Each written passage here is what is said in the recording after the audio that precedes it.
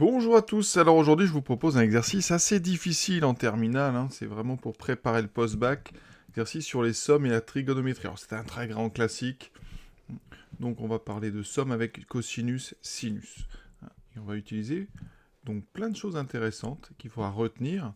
L'utilisation des complexes, la formule du binôme, je vous la rappellerai bien sûr, et ensuite ce qu'on appelle la méthode de l'angle moitié, donc une factorisation pour permettre de transformer les expressions du type 1 plus EIθ ou 1 moins EIθ. Donc beaucoup de choses intéressantes et importantes dans cet exercice. Donc on est parti. Tout d'abord, les données. Alors on prend un entier n, ici non nul, d'accord, n appartient à n étoile, donc n est entier naturel non nul. Ensuite, on prend un réel x, donc x c'est un réel. Et on dit qu'il n'est pas multiple entier de 2π, ça veut dire quoi? On peut le noter autrement, avec des congruences. On met normalement 3 symboles égaux, ici je vais le rajouter, mais voilà.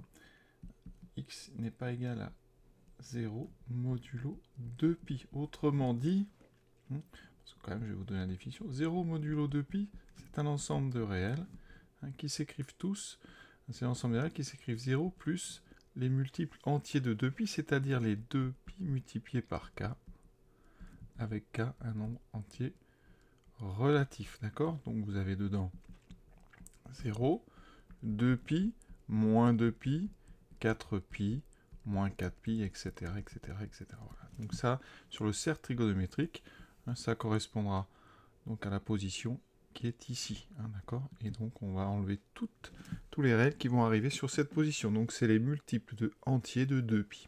Donc on dit x est différent de 0 modulo 2π.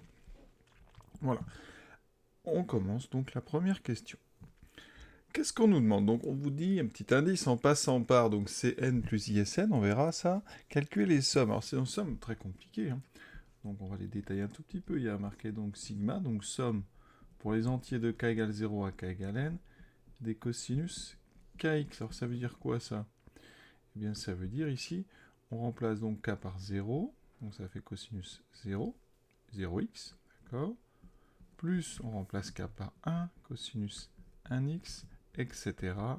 jusqu'au dernier qui sera cosinus nx. D'accord? Donc, le premier terme, cos 0, ça fait 1, plus cos x, plus cos 2x, etc. D'accord? Jusqu'à cos nx. Donc, vous voyez, c'est très compliqué comme somme. Et donc, on va voir dans cet exercice comment on peut faire ça très astucieusement en passant par les complexes. La deuxième somme, elle s'appelle Sn, donc c'est pour sinus. C'est la somme donc, de k égale 0 à n des sinus kx. D'accord? Donc ça va commencer par sinus 0x. Je vais doucement pour bien présenter tout ça, parce que ça va être difficile. Donc sinus 1x, etc. plus sinus nx. Donc ici, sinus 0, ça fait 0. Donc ça commencera cette somme par sinus x plus sinus 2x, etc. jusqu'à sinus nx. Donc vous voyez que ce sont des sommes vraiment très très compliquées. On va passer par les complexes. Pourquoi? Pour utiliser tout simplement la définition de EIθ.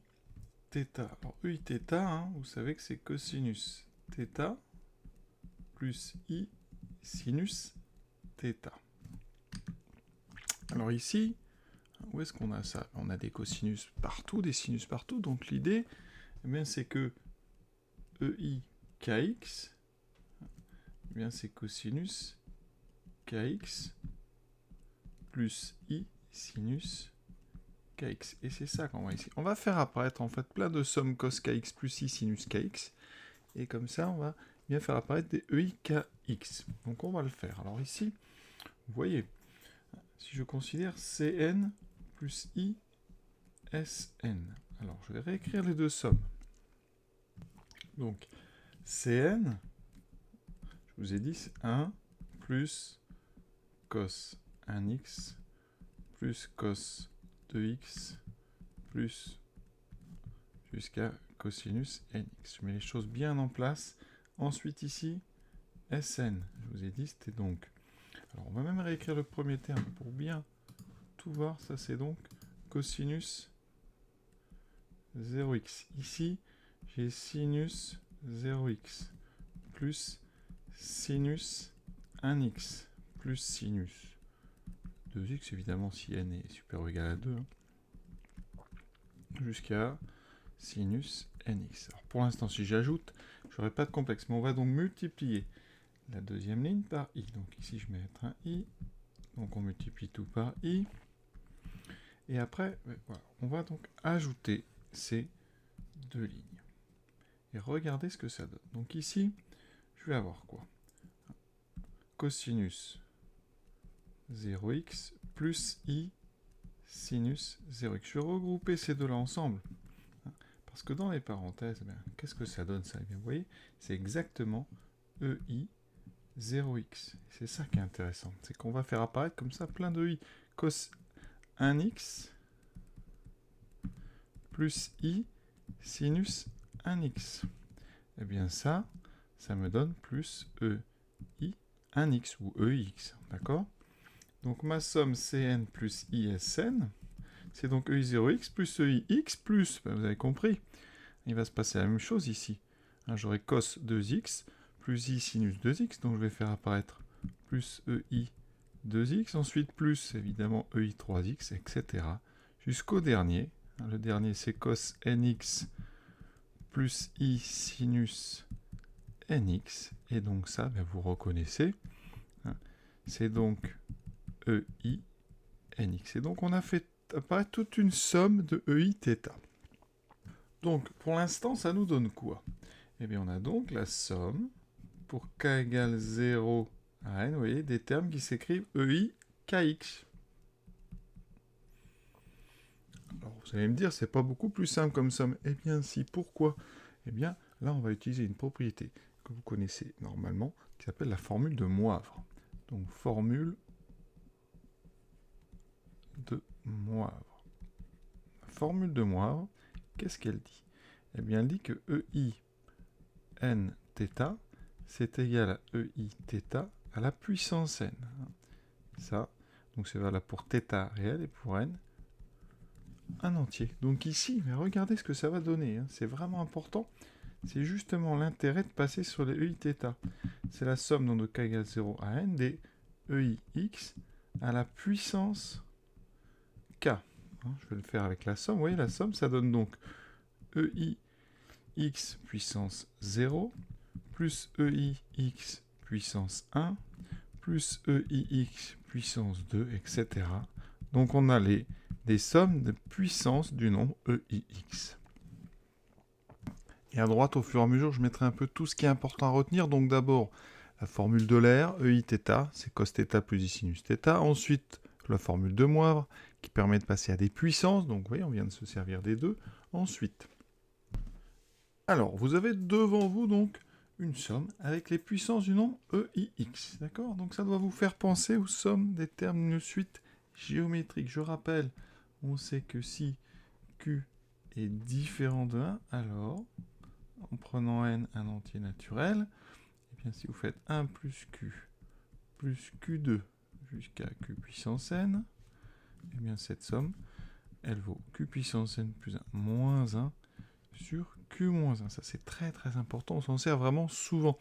Alors, il y a une deuxième version avec 1 moins q puissance n, et dessous vous mettez 1 moins q. Donc nous on va se servir de la première, je vais la noter donc dans mon formulaire, en haut, donc à retenir, si on prend q différent de 1 plus q jusqu'à q puissance n, c'est q puissance n plus 1 moins 1 sur q moins 1. Et je vais l'appliquer ici avec donc q égale eix. Donc je vais vérifier avant que x est bien différent de 1. Pourquoi?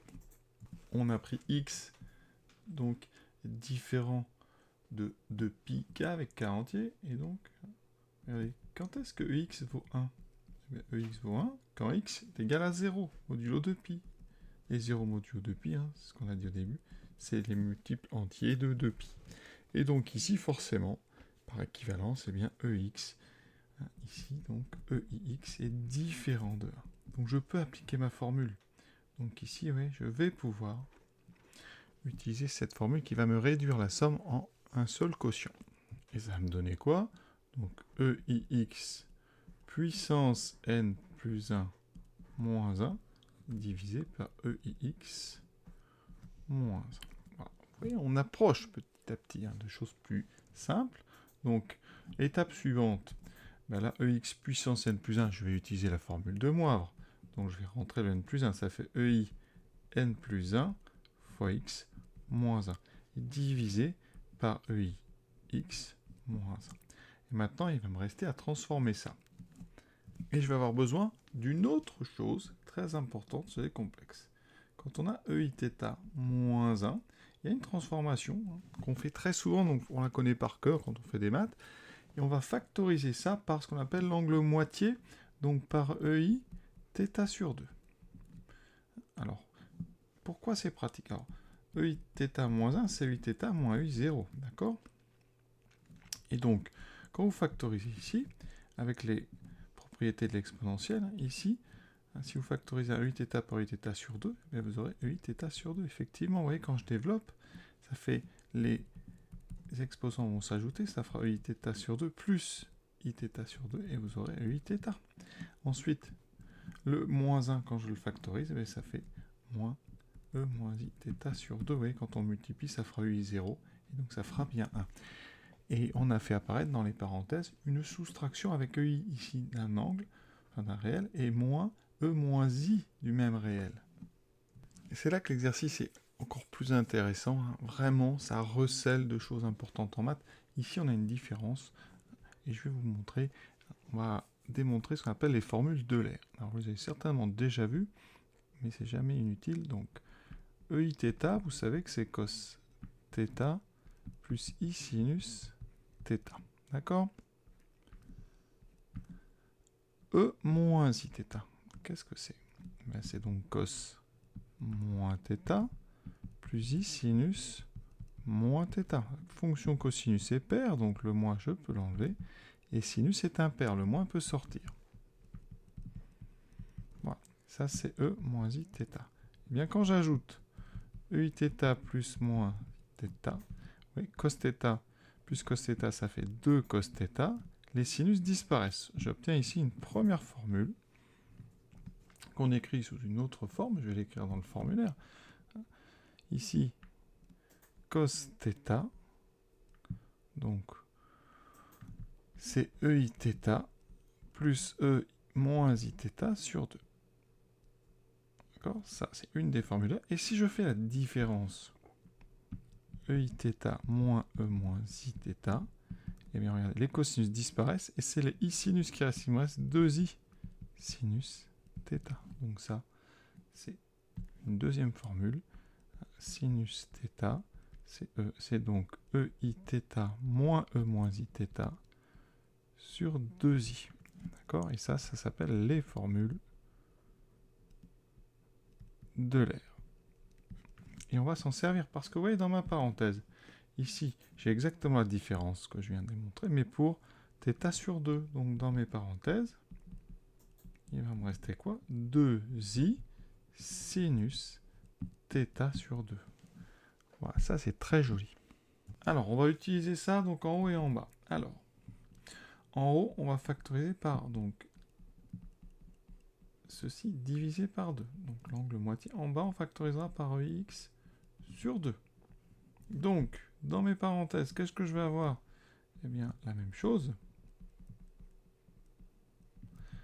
Moins la même chose, mais avec un moins. Et en bas, la même chose, EX sur 2, moins E, moins IX sur 2. Ça veut dire que, dans mes parenthèses, donc alors là en haut, ça fait EI, donc N plus 1 sur 2 EX. Voilà. En bas, on aura EIX sur 2. Oui, ça va se simplifier après. Donc là, dans la première parenthèse, je vais avoir donc 2 fois le sinus, alors n'oublie pas le I, 2i sinus, donc N plus 1 X sur 2. Voilà, et donc il manque une parenthèse. Et ici, 2i sinus X sur 2. Voilà, on y est presque, vraiment on arrive. on a ici un quotient de 2 EI, donc ça fait EI et la différence des deux. Donc je dois calculer n plus 1, donc x sur 2, moins x sur 2. Vous voyez la différence. Donc si je développe en haut, ça fait nx sur 2, moins x sur 2, plus x sur 2, moins x sur 2. Ça s'aligne, il me reste nx sur 2. Vous voyez, donc là, EI nx sur 2. Multiplié par, alors les deux i, eh bien vous voyez, ils se simplifient. Il me reste juste les deux sinus. Il me restera donc sinus n plus 1 sur 2x sur sinus x sur 2. Maintenant, on va mettre à droite sous forme algébrique. Donc, ce que je suis en train d'entourer, c'est un réel. Donc, ma forme algébrique, j'aurai donc cosinus, donc tout ce coefficient, je vais le laisser devant. Ça m'évitera de le recopier encore. Voilà.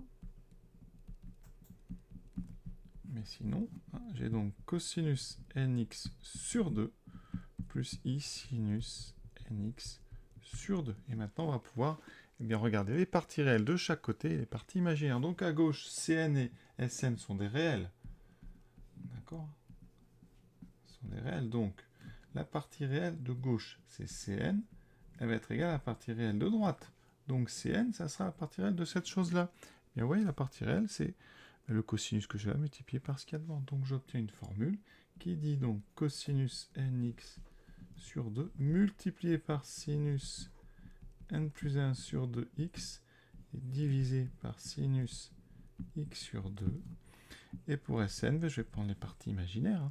Donc ça sera sinus nx sur 2 multiplié par sinus n plus 1 sur 2x divisé par sinus x sur 2.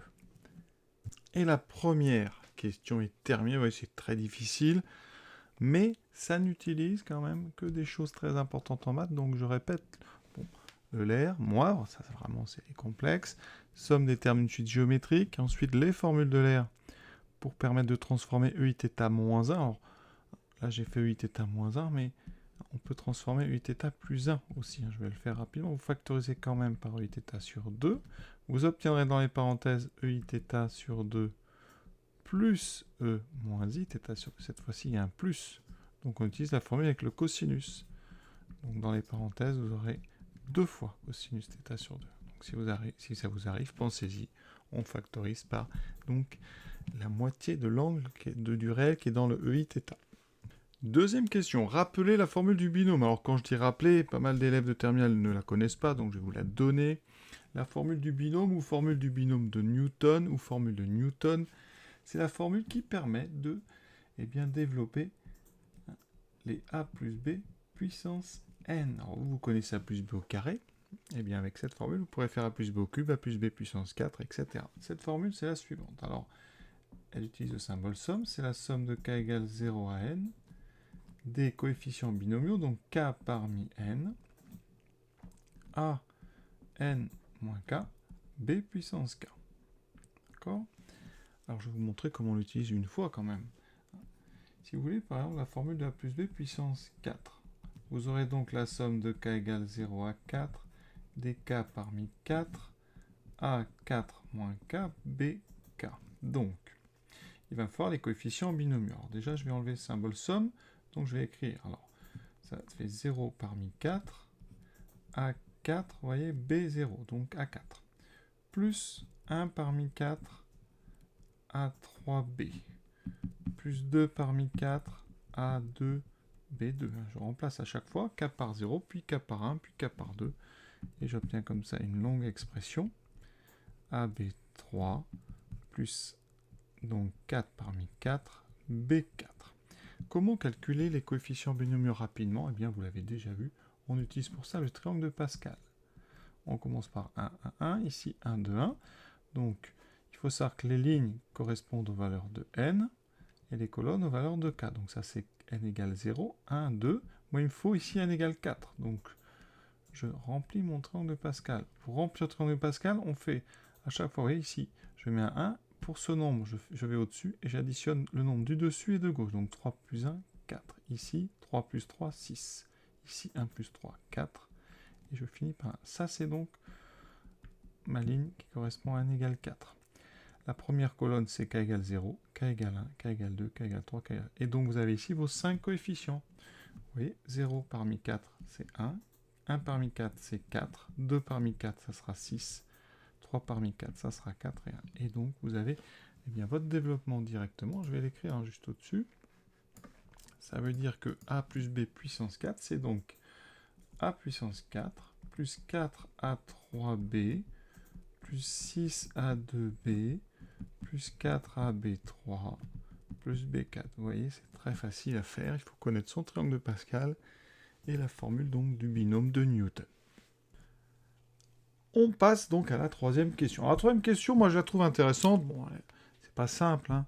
Mais si vous avez bien compris et bien travaillé la première question, on va vraiment s'inspirer de ça pour faire ça. Et on va utiliser la formule du binôme.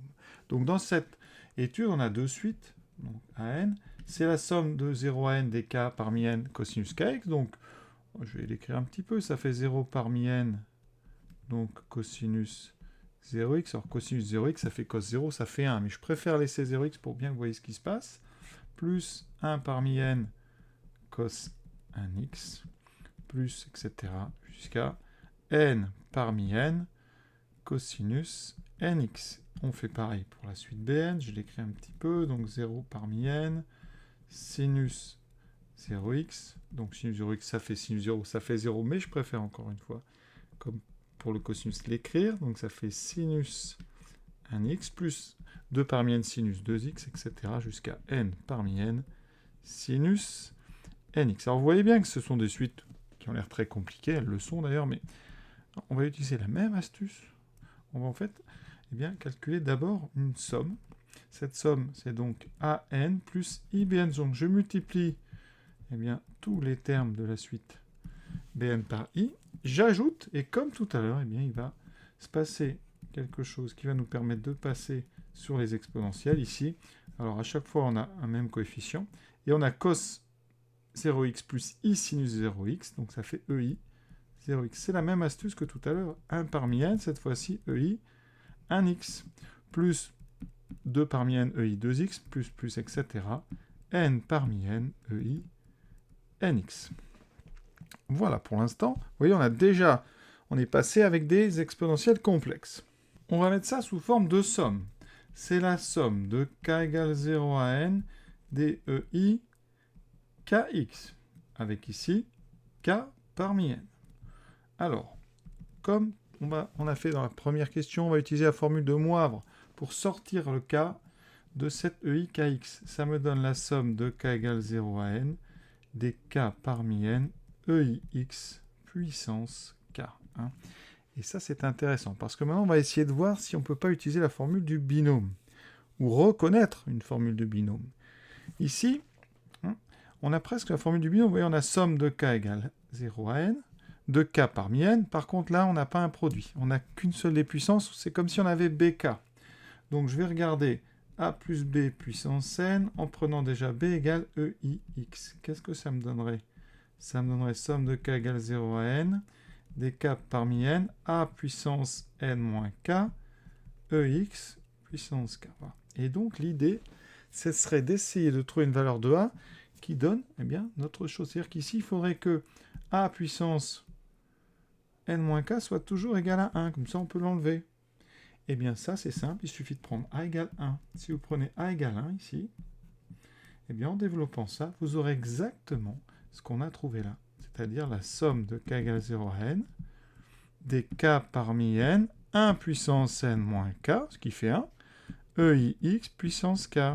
Donc notre somme, c'est tout simplement le développement de 1 plus EIX puissance n. Et donc, je vais l'écrire en mettant d'abord EX plus 1 puissance n. Et maintenant, l'objectif, comme tout à l'heure, ça va être de trouver la partie réelle et la partie imaginaire de cette chose-là. Dans cet objectif, on ne va pas redévelopper, parce que si on aura notre somme, donc on va essayer de se débrouiller. Alors on est sur une puissance n, et on a une addition. Les additions et les puissances, ça ne fait pas bon ménage, donc on va essayer, et c'est là qu'il faut avoir des réflexes, on va essayer de transformer cette somme en produit. Comment fait-on ? Eh bien, si vous avez bien suivi la première question, regardez les formules que j'ai mises. Il y en a une, alors je ne l'ai pas écrite, j'en ai parlé, mais je ne l'ai pas écrite. J'ai donné une formule avec EIθ moins 1. Moi, là, j'ai EIθ plus 1. Alors, EIθ plus 1, c'est une formule que vous pouvez retenir. On va factoriser en utilisant encore l'angle moitié. Je divise donc ici θ par 2. Et en factorisant, j'aurai ça plus E moins Iθ sur 2. Et au lieu d'avoir mon sinus, je vais avoir EIθ sur 2 multiplié par 2 cosinus θ sur 2. Et ça, c'est la grande... On va donc utiliser ça ici en prenant θ égale x. Donc là, dans mes parenthèses, ça me fera 2 cosinus x sur 2 EI x sur 2. Et cette formule, je l'ai mise en bas dans le formulaire.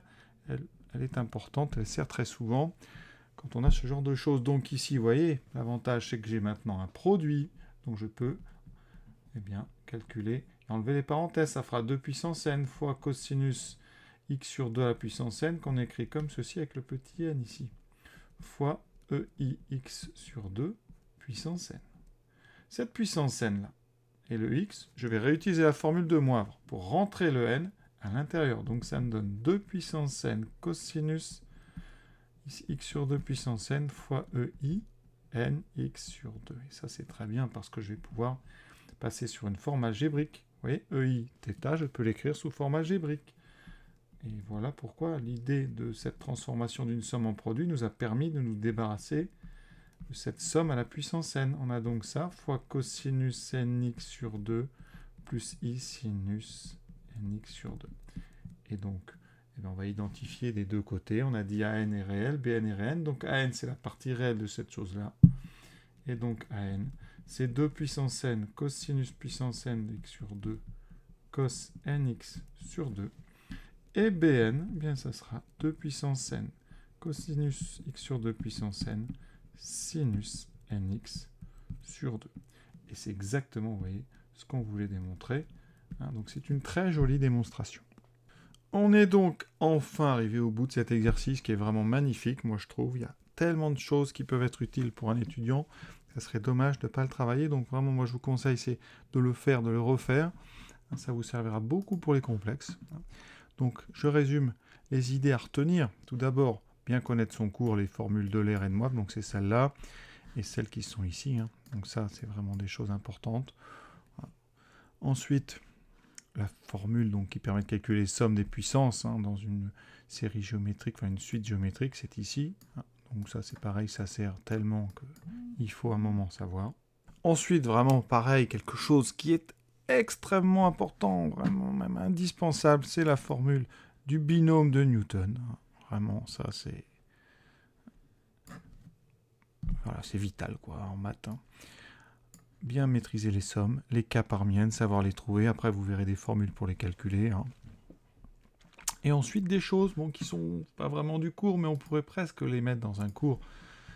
C'est donc la transformation de EIθ-1 qui permet, c'est là que vous avez bien compris, je pense, l'intérêt de la chose dans l'exercice 2, c'est de transformer cette soustraction ou cette addition en produit. Et ça permet comme ça, pour les puissances n, de se sortir de situations délicates.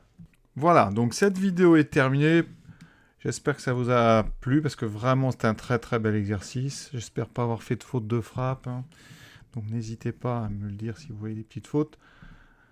En tout cas, sachez que c'est un exercice qui m'a pris du temps, donc j'espère vraiment que vous avez compris, que vous allez le travailler, parce que ça vous sera très utile, en tout cas dès la rentrée de septembre, que vous soyez en prépa, à la fac ou en école d'ingénieur, si vous faites des maths. Voilà, je vous souhaite une bonne fin de journée à tous. À bientôt.